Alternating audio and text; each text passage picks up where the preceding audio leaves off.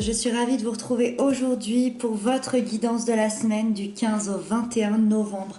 J'espère que vous allez bien, j'espère que vous êtes en forme. Donc on va aller voir dans les grandes lignes ce qui se passe pour vous cette semaine. Et puis voilà, n'hésitez pas à consulter les playlists des guidances que j'ai faites là pour ce mois de novembre. Et puis on démarre. N'hésitez pas également à venir me rejoindre sur ma deuxième chaîne YouTube. Je vous mets le lien en barre d'infos, ça me ferait super plaisir. C'est parti, on découvre. Alors ici vous avez les forces de cette semaine, les blocages et les peurs, les couples et les célibataires. Oh, le professionnel et le conseil qui vous est donné. Arcane majeur en général en force, et puis les couples et les célibataires, arcane majeur, donc sentimentalement parlant, il a l'air de se passer quand même des choses assez intéressantes cette semaine. Allez, c'est parti. Dans vos forces cette semaine qui vous accompagne, vous avez l'ermite avec vous. Quand on a l'ermite, on sait déjà qu'on aura la réponse à une de nos questions, voire à toutes les questions qu'on se pose, je dirais depuis quelques semaines, voire quelques mois pour certains. D'accord ? Quand on a l'ermite, on prend le temps de s'écouter, de savoir ce qu'il est important pour nous, d'être en accord avec nos désirs les plus profonds. On se respecte, on a en nous la capacité de comprendre son histoire. On va aller démêler des nœuds, des blocages, on va aller éclaircir des situations qui ne sont pas très claires depuis, comme je vous disais, depuis quelques semaines ou quelques mois.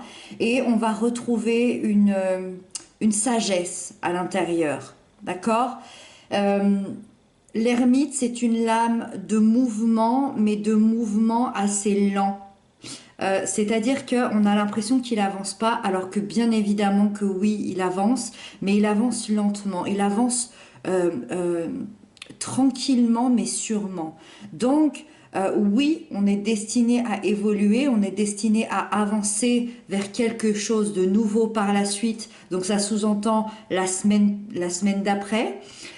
Mais en tout cas, cette semaine, pour moi, il y a la réponse à une question assez importante qu'on se pose depuis longtemps, depuis quelque temps.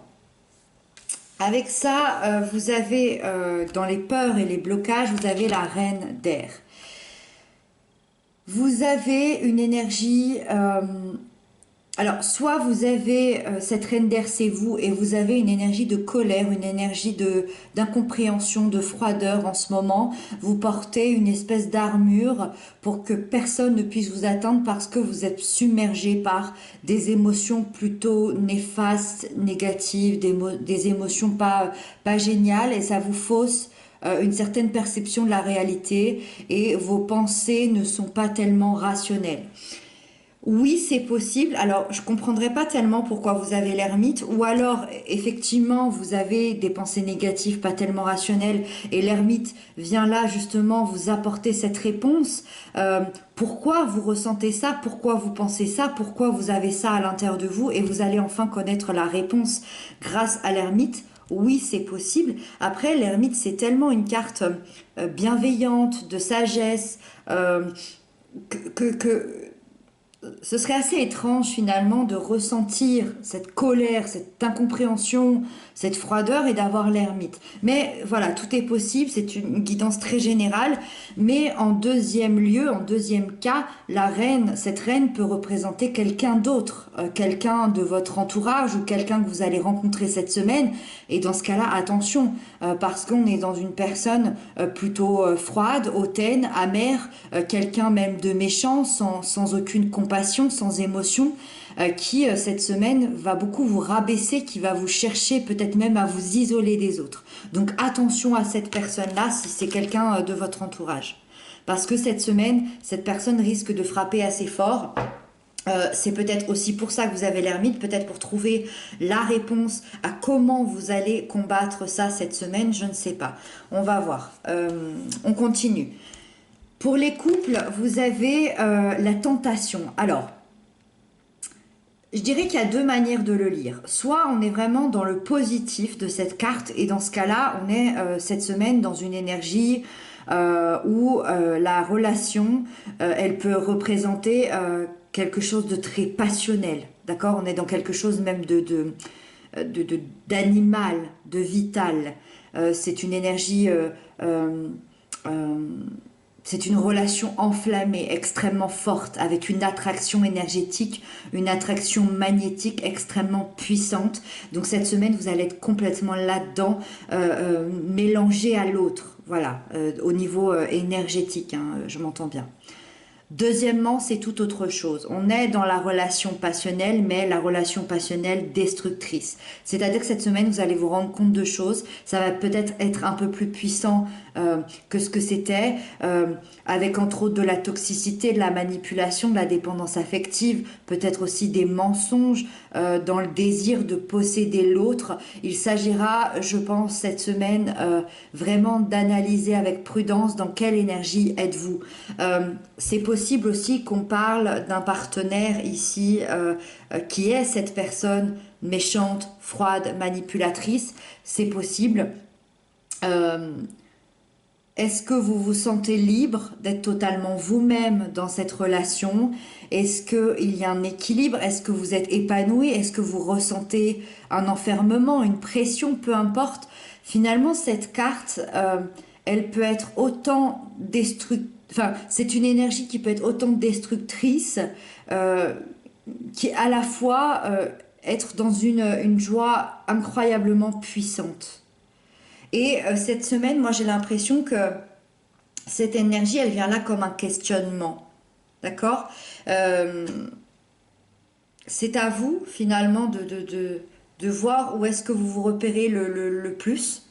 Est-ce que c'est cette passion dévorante avec cette attraction magnétique ou est-ce que c'est plutôt cette relation passionnante mais complètement destructrice? Voilà. En tout cas, j'ai l'impression que vous allez comprendre des choses cette semaine, que ce soit l'une ou l'autre. Encore une fois, la réponse à une question, euh, je pense cette semaine. Pour les célibataires, on a la roue de fortune. Pour les célibataires, euh, il y a quelque chose de nouveau. On tourne une page. Là, c'est la roue de la chance, c'est la roue du karma, c'est la roue qui ça me fait penser à quelqu'un qui a été malheureux ou ça a été difficile ou peut-être que la solitude était pesante pendant... alors on est sous forme de cycle, ça peut être un an, ça peut être quelques mois, ça peut être 10 ans pour certains et en fait il y a cette roue qui tourne, qui vient vous apporter un changement, une évolution, une chance, quelque chose de beau. Pour moi, oui, il peut y avoir une rencontre cette semaine. Alors, attention avec les énergies, avec le temps. Ça peut être aussi par rapport au mois. Je vous laisse consulter la playlist des célibataires pour vos signes, s'il y a quelque chose qui se rapproche de cette roue ici. Mais oui, il y a quelque chose de très chanceux, de très beau qui arrive pour vous, les célibataires, pour cette semaine.